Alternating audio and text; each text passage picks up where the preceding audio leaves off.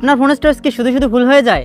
আপনি যদি স্মার্টফোন ব্যবহার করে থাকেন তাহলে অবশ্যই কখনো না কখনো এই ফুল হয়ে যাওয়া প্রবলেমে আপনারা অনেকেই পড়েছেন।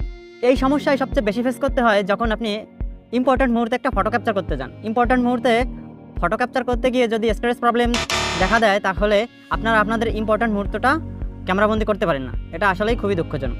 চলুন আমি আপনাদেরকে শিখিয়ে দিই কীভাবে আপনি আপনার ফোনের স্টোরেজকে খালি করবেন। ভিডিওটি শুরু করার আগে আপনাদের একটা রিকোয়েস্ট করে রাখি, আপনি যদি আমার চ্যানেলে নতুন হয়ে থাকেন তাহলে অবশ্যই চ্যানেলটি সাবস্ক্রাইব করে পাশে থাকা বেল আইকনটি বাজিয়ে দিবেন এবং ভিডিওটি যদি আপনি ফেসবুক পেজ থেকে দেখে থাকেন তাহলে অবশ্যই ফলো এবং লাইক দিয়ে পাশে থাকবেন।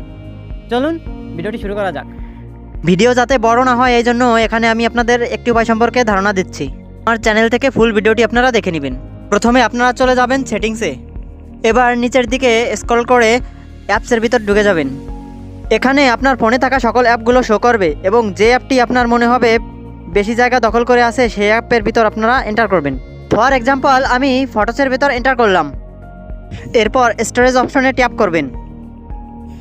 এই অ্যাপে ডাটা আছে 499 MB ও কেস আছে 92.88 MB। এবার আপনারা জাস্ট নিচে ক্লিয়ার কেস নামে অপশনে ট্যাপ করবেন।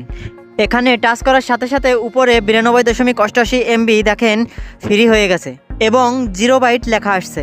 এই জায়গাটা আপনার ফোনের স্টোরেজ থেকে খালি হয়ে গেল। এভাবে আপনারা প্রত্যেকটা অ্যাপের ভিতর ঢুকে আপনারা কেসগুলো ক্লিয়ার করে দেবেন, তাহলে আপনার স্টোরেজ থেকে জায়গাটা ক্লিয়ার হয়ে যাবে। তবে আমি আপনাদের সাজেস্ট করব কখনো ডাটা ক্লিয়ার দিবেন না, তাহলে পুনরায় আপনাদের উক্ত অ্যাপ আবারও সেটিং করা লাগতে পারে।